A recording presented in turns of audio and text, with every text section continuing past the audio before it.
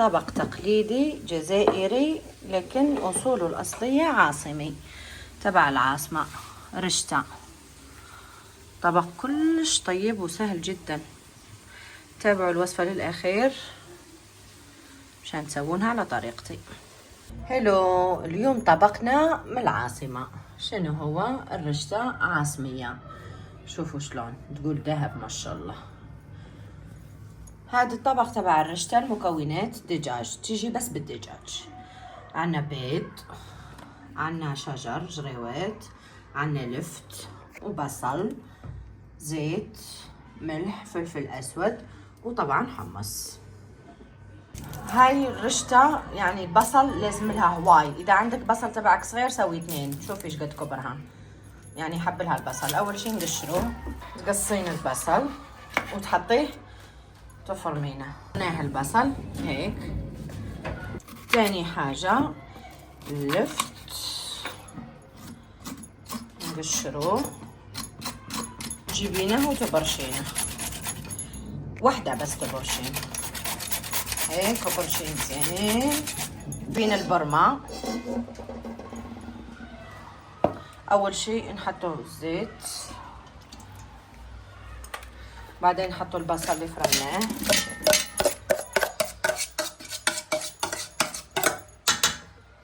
تحطين الحمص،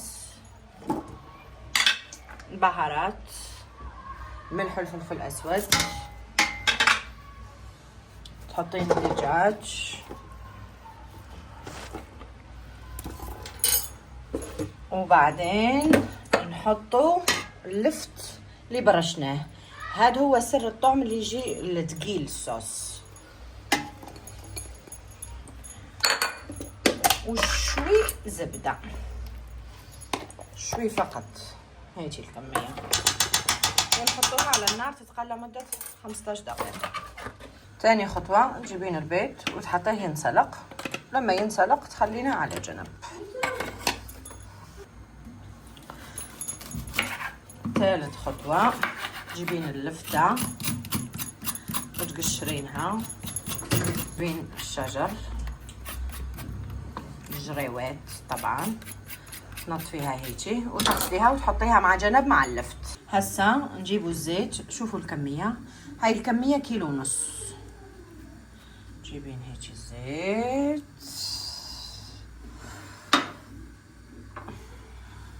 هاي الأكلة موجودة بس بالجزائر، وتخرطين هيك هيك، حاولين تدخلين الزيت. بعدين نجيبوا كسكاس ونحطوها فيها. شوفوا القصعة هاي، ماكو يعني الجزائريين كلهم عندهم قصعة. بعد ما حطيناها في الكسكاس ونخليوها على جنب.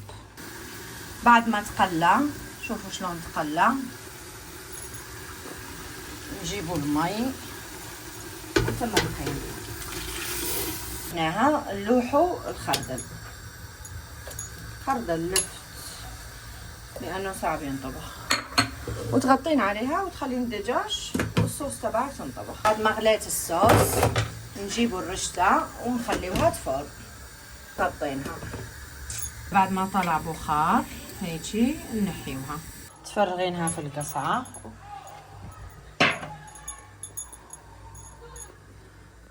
وتجيبي هاي الكمية تبع المي وتبخينها هيك بيدك. وبعدين تجيبين هاي الكمية تبع الملح، قرصة ملح تحطي عليها وزيدي تبخيها هيك وتحركيها بيدك. حركيها مليح. نردوها للكسكاس. هسا نحطو الجريوات نحطوها تفور. زين كربوت فلفل مشان ينضجوا زين، وتقفلين. صارت الفورة الثانية نحيوها ونحيو هيك وحدة 2 من الصوص على حسب الكمية اللي عندكم. ونحطوها هون هيك وهي سخونة. تجيبين خاشوقة زبدة، مغرف زبدة، ونحطوها في الصوص. تخلطين الصوص زين بيها، اصلا بدك تدوب.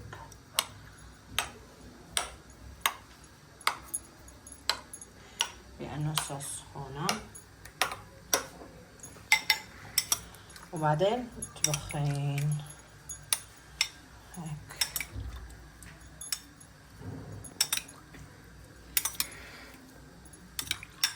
تبخين الكمية اللي انت تسويها كلها،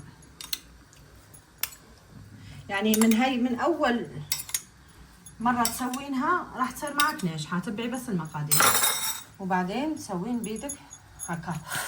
هي سخونة بس حتحملي عادي. شو تسوي عشان تاكلين اكل طيب؟ لازم تتحملين. بعدين نرجعوها في الكسكاس ونحطوها فوق الكسكاس. هاي اخر فورة، هاي فوق الكسكاس فوق البرمة، فكرين عليها. شوفوا زاد كمان طلع البخار، نحيوها خلاص. هسا نحيو الخضر والدجاج.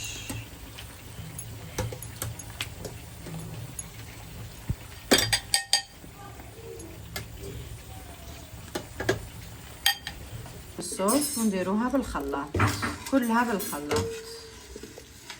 الدجاج نحمره تصير صوص هيك تبع الأطباق التقليدية الجزائرية، وتحطين فيه الرشتة تبعك.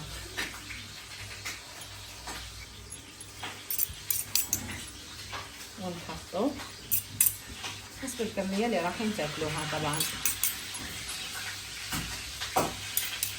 هسا نزينوها.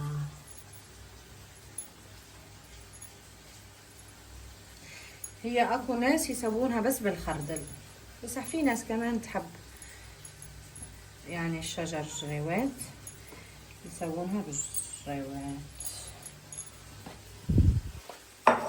جيبوا الحمص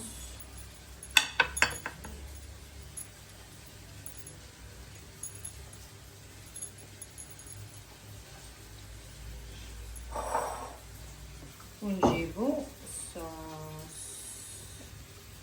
ونحطيها.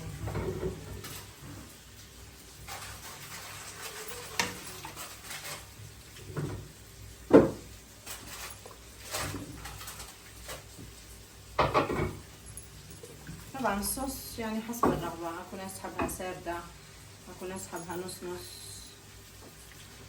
صح الريحة تخبط. يعني انصحكم تسووها على طريقتي.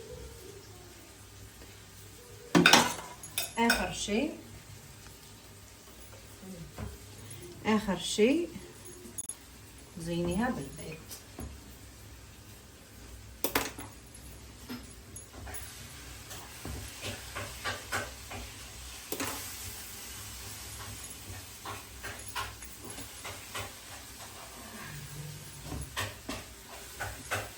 هاي هي النتيجة، رشتة عاصمية.